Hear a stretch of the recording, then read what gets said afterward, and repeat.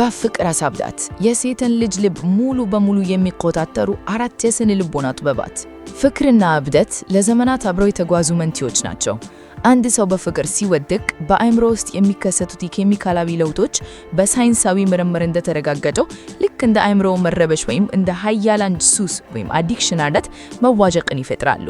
ታዲያ በአንዲት ሴት ልብ ውስጥ ይህንን የመሰለ ጥልቅ ሀያልና የማይረሳ የፍቅር ማዕበል መፍጠር የሚቻለው እንዴት ነው? አብዛኞቹ ወንዶች ይህንን ለማድረግ የሚጠቀሙበት መንገድ ፍጹም የተለመደና አሰልቺ ነው። መልእክት እያጨናነቁ መጻፍ፣ የኔ ዓለም አንቺ ነሽ እያሉ እግር በታች መውደቅ ወይም ደግሞ በገንዘብና በስጦታዎች እንኳን ለመግዛት መሞከር። ነገር ግን የስነ ልቦናና የሳይንስ ህጎች የሚናገሩን እውነታ ሌላ ነው። ማሳደድና ልመና መሳሳብን ይገድላሉ። ምስጢራዊነትና ስሜታዊ ብልሃት ግን ፍቅርን ያቀዳድላሉ። አንዲት ሴት በአንተ ፍቅር እንድትረታ በሄደችበት ሁሉ በአእምሮዋ ውስጥ አንተ ብቻ እንድትመላለስና ይህንን ወንድ ማጣት የለብኝም ብላ በጽኑ እንድትሆን ከፈለግሽ የሰው ልጅ ንቃተ ህሊና ወይም ሰብኮንሽስ ማይንድን መሰረት ያደረጉ እነዚህን 4 እጅግ ማራኪ የስነ ልቦና ስልቶች በተግባር ማዋል አለብህ። አንደኛ፣ የእርግጠኝነት አለመሆን ስነ ልቦና the Zeigarnik effect and intermittent reward። በስነ ልቦናዎች እጅግ የተጠየቀ ዛይገርኒክ ኢፌክት ይተባል ህግ አለ። ይህ ህግ እንደሚለው የሰው ልጅ አእምሮ የተጠናነቁ ታሪኮችን ወዲያውኑ ይረሳቸዋል።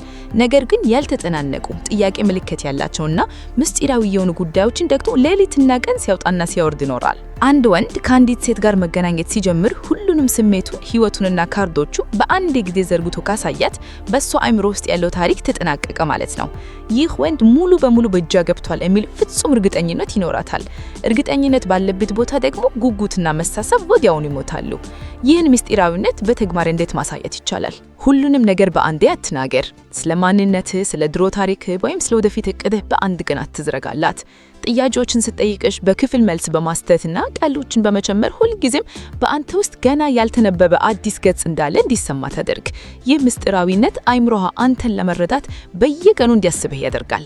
የመኖርና የመጥፋት ሚዛን ወይም the cat and mouse game። በአንድ ቀን በጣም ለስለስ ያለና ማራኪ ጊዜ አብራችሁ ካሳለፋችሁ በኋላ በሚቀጥለው ቀን በጥቂቱ ራቅ በል። ቀኑን ሁሉ መልእክት አትጻፍላት። ይህ ድንገተኛ ጸጥታ በአእምሮዋ ውስጥ ትናንት በጣም ደስተኛ ነበርን፣ ዛሬ ግን ምን እያደረገ ይሆናል የሚል ተፈጥሯዊ የጉጉትና የፈለጋ ስሜት ዶፓሚን ስፓይክ ይፈጥርባታል። ሁለተኛ፣ የስሜት ማዕበል መፍጠር the emotional roller coaster። የሰው ልጅ አእምሮ የተሰራው የተሰልቹ ሁልጊዜ አንድ አይነት ነገሮችን እንዲረሳ ነው። ከአንዲት ሴት ጋር የምታደርገው ግንኙነት ሁልጊዜ ፍጹም ሰላማዊ፣ አሰልቺ እና ደግ ብቻ ቢሆን አእምሮዋ ለአንተ ያለው መሳሰብ ቀስ እያለ ይሞታል። ሴቶች በተፈጥሯቸው ስሜታዊ ፍጡራን ናቸው።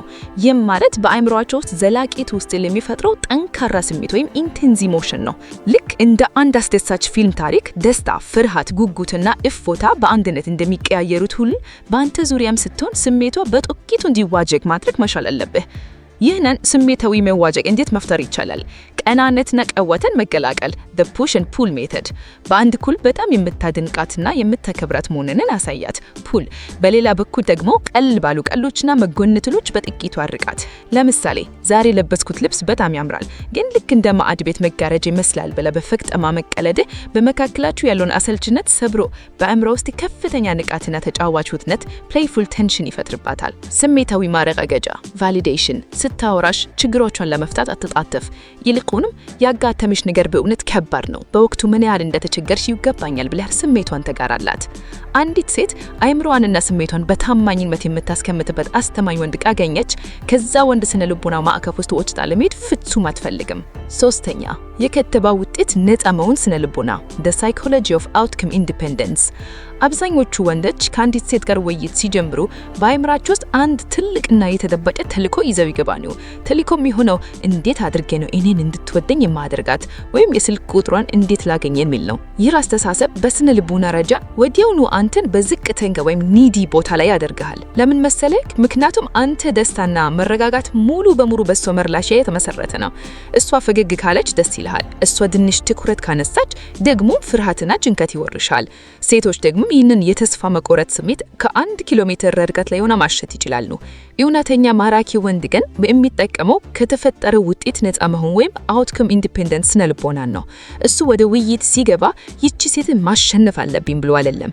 ይልቁንም እስቲ ይቺ ሴት ከኔ ጋር የምትማተትም የሚታዛንና ጥሩ ባህሪ ያላት ሰው ነች ወይ ብሎ ራሱ ሊገመዝናት ነው። ያን ጊዜ ይህን ልምድ በተግባር እንዴት ማሳየት ይቻላል? የውያን የፈለጋ ስሜትን አጥፊ። ድሮፕ the need for approval። በንግግር መሃል እሷን ለማስደመም ብቻ ብለህ ያላመንከው ሀሳብ አትደግፍ። የራስህ አቋምና አስተሳሰብ ይኑርህ። አንዲት ሴት ይህ ወንድ እኔን ለማስደሰት ብሎ ማንነቱን አይቀይርም ብላ ስታምን ለአንተ ያለው አክብሮትና መሳሳብ በከፍተኛ ሁኔታ ይጨምራል። ውደግ ለመሆን አትፍራ። embrace rejection። ውይይቱ ባታሰበው መንገድ ቢሄድ ወይም እሷ ያን ያህል ፍላጎት ባታሳይ ዓለም እንዳበቀላችሁ ሆነ አትጨናነቅ። በቀላሉ ፈገግ ብለህ መልካም ጊዜ ይሁንልሽ ብለህ መውጣት መቻል ያንተን ስሜታዊ ጥንካሬ ያሳያል። ይህም ደግሞ እጅግ በጣም ብርቅና ማራኪ ኳሊቲ ነው። አራተኛ የዓላማ መኖርና የስብተ ኃይል the attraction of purpose። ባዮሎጂና ዝግመተ ለውጥ evolutionary psychology እንደሚያስተምሩን ሴቶች በተፈጥሯቸው የሚሳዘቡት ጠንካራ አቅጣጫና ግልጽ የሆነ ራዕይ ወይም ፐርፐዝ ያለው ወንዶች ናቸው። ዓላማ ያለው ወንድ ማለት ህይወቱን የሚመራበት የሚተጋለትና ዋጋ የሚከፍልለት ትልቅ ግል ያለው ወንድ ማለት ነው። ይህ ግል ስራው፣ ንግዱ፣ ክህሎቱ ወይም ራሱን የሚያሳድግበት ማንኛውም የህይወት መስመር ሊሆን ይችላል። አንድ ወንድ ህይወቱን ሙሉ በሙሉ በሴቶች ዙሪያ ብቻ የሚያሽከረክር ከሆነ ቀኑን ሁሉ መልእክት እያጻፈ የሷ የት እንደሄደች ብቻ እየተከታተለ እና የራሱ የሆነ ግላዊ ህይወትና ስራ ከሌለው የባህሪ መሳሳብን በከፍተኛ ሁኔታ ይገድላል። በአንሳሩ ግን የራሱ ትልቅ ህይወትና ዓላማ ያለው ወንድ ሴቶችን ስላሳደደ ሳይሆን እድገትን ስላሳደገ በተፈጥሮ ሳቢ ይሆናል። እሱ የራሱ ዓለም አለው። እሷ ደግሞ የዛ ማራኪው ዓለም አካል ለመሆን ትፈልጋለች። ዓላማን በባህሪ ውስጥ እንዴት ማሳየት ይቻላል? ቅድሚያ የሚሰጡትን ነገሮችን ማወቅ ሴት ፕራዮሪቲስ። እሷን በጣም ብትወዳትም ለዓላማና ለስራ የምትሰጠውን ጊዜ አታጠፋ። ዛሬ ማታ ላገኝሽ ደስ ይለኝ ነበር፣ ነገር ግን ማጠናቀቅ ያለብኝ በጣም ወሳኝ ፕሮጀክት ስላለ ነገ ብንገናኝ ይሻላል ብለህ መናገርህ ያንተን ጠንካርነትና ለዓላማ ያለህን ታማኝነት ያሳያል። ይህ ባህሪ ሴቶች ለአንተ ያላቸውን አክብሮት በብዙ እጥፍ ይጨምራል። ለትልቅነት መጋደል ቼዝ ግሮት not women። በየቀኑ በሁሉም የህይወት ዘርፍ ላይ የተሻለ ሰው ለመሆን ተጋ። በአካል ፍቅርነት፣ በእውቀት፣ በገንዘብ አያያዝና በስራ ስትጠንክር ያንተ በራስ መተማመን ከፍተኛ ሁኔታ ይጨምራል። አንተ ራስን ስታሳድግ መሳሳብ ልክ እንደ ትላችሁ በራሱ ጊዜ ይከተልሃል።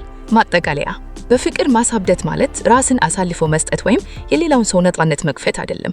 ይልቁንም የራስ ጠንካራና ማራኪ ማንነት ኖሮህ በራስ ሙሉ በሙሉ ተመምነህና የእሷን ተፈጥሯዊ ስነልቦና ፍላጎቶች በጥንቃቄ መምራት ማለት ነው። እነዚህን አራት የባህሪ ልምዶች ምስጢራዊነት፣ ስሜታዊ መዋዠቅ፣ ነፃነትና ዓላማ መኖርን በህይወት ውስጥ ስትተገብራቸው አንተ ሳታውቀው እሷ በአይምሯ ውስጥ ሁልጊዜ አንተን የምታስብበትና ወደ አንተ የምትሳዘበው ያ አስደናቂ የስነልቦና ማዕበል በራሱ ጊዜ ይፈጠራል።